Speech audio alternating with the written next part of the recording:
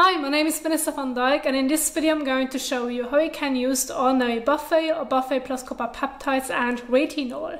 Now, before I'm getting started with my example routines, there's one more important point that I need to emphasize, and this is that peptides are cell-communicating ingredients, and so is retinol. So it theoretically should help you to repair your skin and increase skin cell turnover, to renew the skin faster.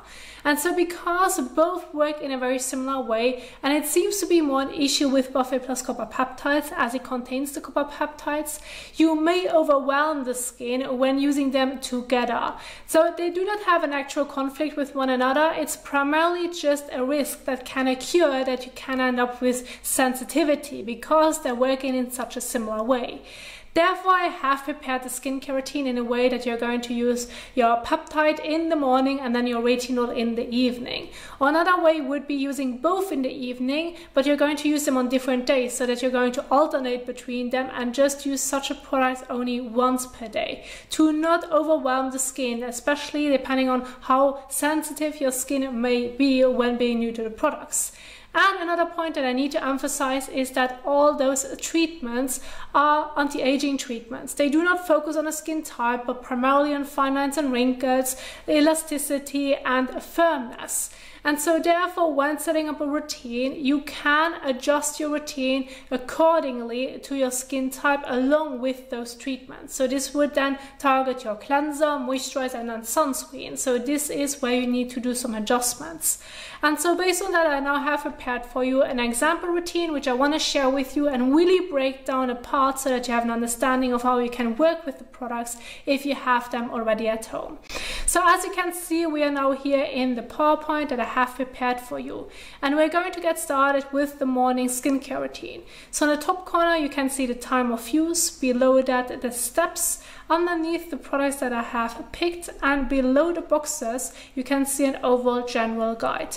Now, the overall general guide is written in a way based on my experience and the directions of the product. So when it comes to a certain amount of product that you should use, it's primarily focusing on that you're using enough, that it should be enough when applying it to the skin, but at the same time that you're not going to overuse the product. Because sometimes I read in my comments that they're using like an entire dropper full of product for face and neck, and this can really again increase the risk of a sensitivity because you're just using way too much product, especially if your treatment has a certain percentage of active ingredients in it. And so therefore, to reduce this risk, I have put together a general guide. This can be slightly adjusted. If you now say, well, let's say with buffet or buffet copper peptides, the 2 to 3 drops aren't enough for my face and neck because I have a larger face, maybe you want to include my neck, well then you can add 2 drops more to it, but I wouldn't go over that because again you may increase the risk of sensitivity. So therefore, keep this guide in mind. This should give you a starting point, and based on that you can adjust it. But let's get started with the first step, which is going to be washing your face. As you can see right here, I've put together regular cleanser, and then underneath, do not use it with AHA or BHA, referring to exfoliating acids. Now, I just generalized it because with exfoliating acid cleansers, there are exfoliating acid cleansers that have a low pH, then it matters because then it shouldn't be used with buffet or buffet copper peptides. And there are others where the pH is pretty high, but then you do not know the pH exactly. So to avoid any conflicts, I just want to mention, do not use it with an exfoliating acid cleanser or with an exfoliating acid product in general, because otherwise you may lose the benefits of your peptide serum. Therefore, go with a regular cleanser as I would call it, and you can see 2 examples right here. So wash your face, rinse it off, pat the skin dry. When I'm talking about patting the skin dry, I'm referring to removing the remaining water drops from the skin surface. Now, this is an essential step to do, which I think most people forget about, and this is, first of all, it can help you to create more of a comfortable feeling, and you can possibly avoid pilling. Now, this brings me to the next point, which I have right here in my PowerPoint PowerPoint as well, you can see skincare peeling. Now this isn't often a problem when now referring to The Ordinary, when working with the Ordinary water-based serums. And this is that when applying the product to the skin and you're going to blend it all over, it starts to ball up, and then it looks like that the little balls look like kind of like flaky skin, but it's not your skin, it's the product that you're going to rub off. This refers to skincare peeling. Now skincare peeling is different to peeling, because with peeling what's going to happen is that your actual dead skin cells are going to flake off. Now this can happen due to many different reasons. This may be due to the weather change, this can be due to your retinol or maybe scrub or exfoliant that you may be using, where you actually are going to remove the dead skin cells from the skin surface. This refers to peeling. However, peeling is when rubbing off the skincare product that is still sitting on the skin surface. And this is quite annoying, therefore this is a guide on how you can avoid it. I do not have yet a slide for you to give you the difference between peeling to peeling. I'm currently working on it, which I'm then going to include in my future PowerPoints, and I'm going to update this one as well. But still, you should get the point. This can be quite annoying, and you know already in one way how you can avoid it. So once you're done with your cleansing step, you're going to move on to the first leave-on product, which is going to be your peptide serum. So again, this can be Buffet or Buffet Copper Peptides. You can see the examples right here. Now you are going to apply it to the skin, and then you're going to leave it on the skin. There's no need to wash it off. Now another point on how you can avoid peeling is by reducing the amount of product that you're going to use, so that you have just enough to evenly apply it all over your face and neck, and that the product can properly absorb into the skin. Because if you're going to use too much, it's going to sit on the skin surface, and therefore you can come across this issue. Again, this is now where my general guide comes in handy on how much product you need to use. So once you're done with the application, you're going to leave it on the skin. There's no need to wash it off. Then give it a moment so that the product can absorb into the skin. As a general guide, 30 seconds to a minute. This should be usually more than enough. If it has already absorbed much faster, well, then immediately move on to the next step. When it comes to the next step, as you can see, this is the moisturizing step. I put in optional because you can include it, but you don't have to. This depends on your skin type, the moisturizer that you're usually using, maybe even also the sunscreen that you can use afterwards. But when it comes to my recommendation, I would advise using the Ordinary Natural Moisturizing Factors. Now this moisturizer contains natural moisturizing factors, which is naturally present in our skin. But if the skin is damaged or as we age, the natural moisturizing factors can decrease. And then it may cause certain issues and concerns that you then can develop. So to strengthen and to rebuild the skin barrier, this would be a great product to add in between. And so then you're going to apply to the skin and then leave it on the skin. There's no need to wash it off. But if you do not want to include it, it's fine to skip it and then immediately move on to your sunscreen step.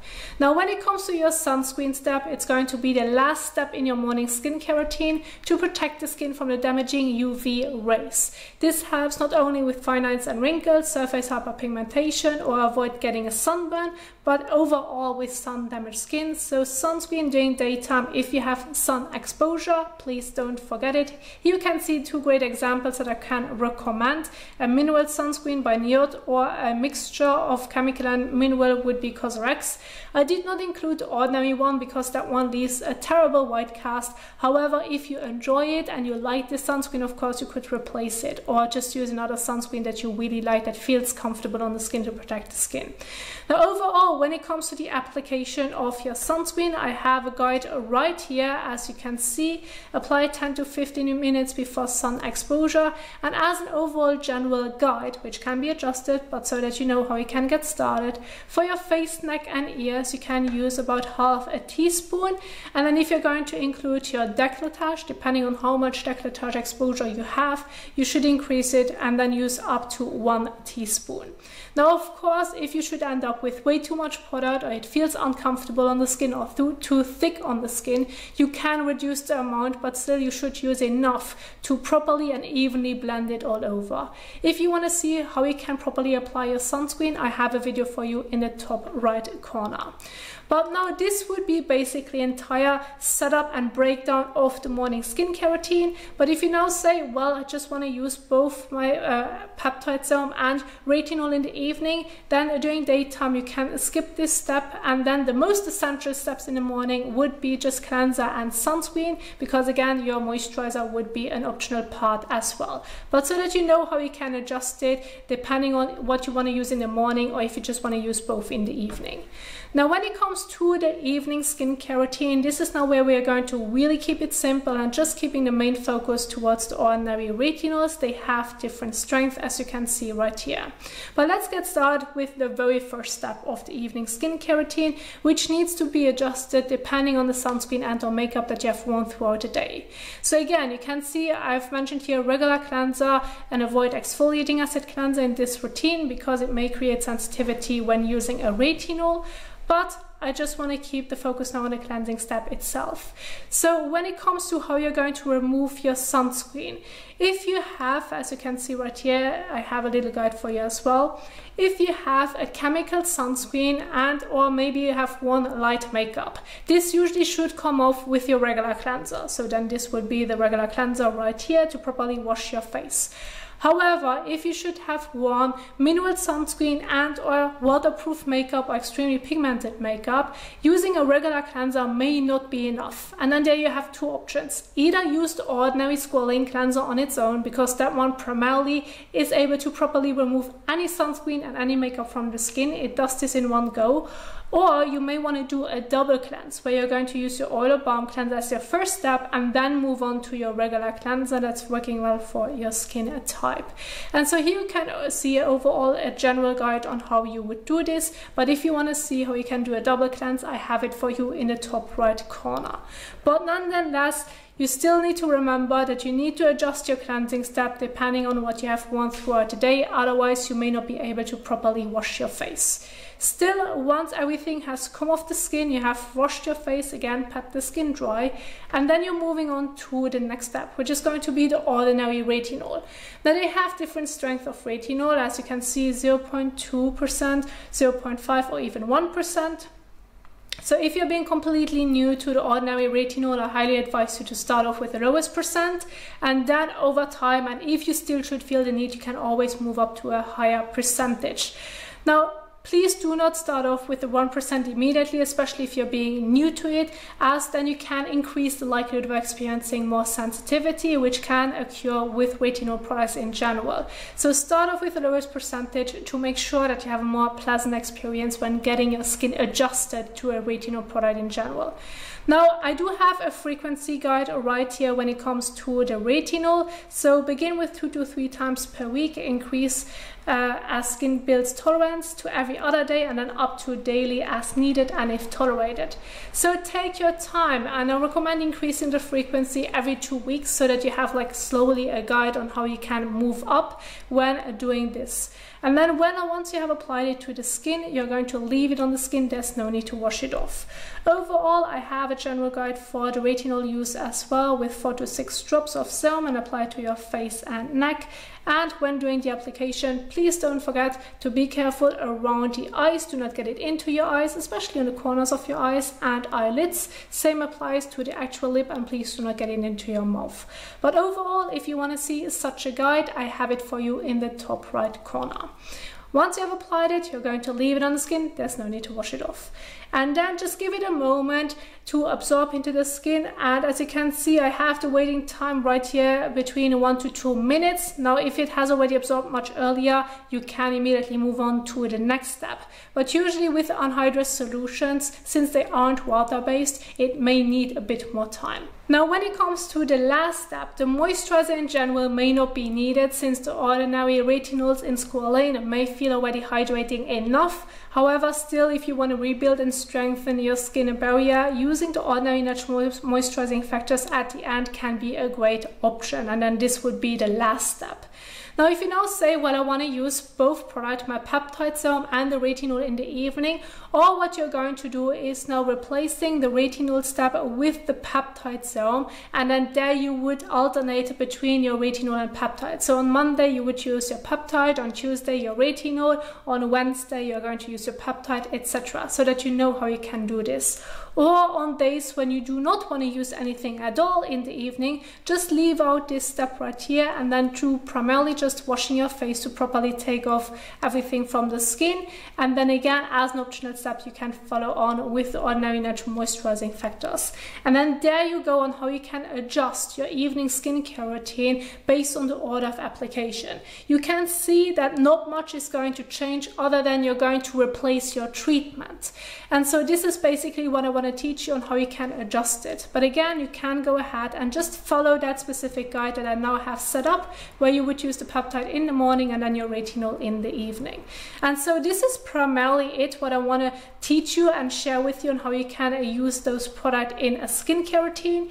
If you now want to go over a product description in your own time, I do have it right here on the bottom of the PowerPoint, where you can see the products that I have picked and just have a brief explanation next to it to summarize it in a more understandable way. And so of course, again, as already mentioned earlier, you can download the PowerPoint in the description box down below. Now there's one last little point that I do want to emphasize, and this is that if you enjoy my work and you want to support it, you can go ahead and do so by clicking on the super thanks button below this video, or check the description box, there is a PayPal link. I am an independent channel, I do not have a price tag on me. My opinions are not influenced by anyone else other than myself and my research that I'm doing, and I do hope that with the work that I'm sharing with you, you can learn more about skincare in general. And so if you cannot support my work based on donation, well then another way would be, don't forget to give the thumbs up and share this video so that it gets attention. Thank you so much already in advance. And now if you want to see the entire application of both products, I'm going to leave the video at the end of this video so that you can keep on watching and see the entire application. And this is what I wanted to share with you. Thank you so much for watching, and I will see you soon in the next one. Happy skincaring. Bye.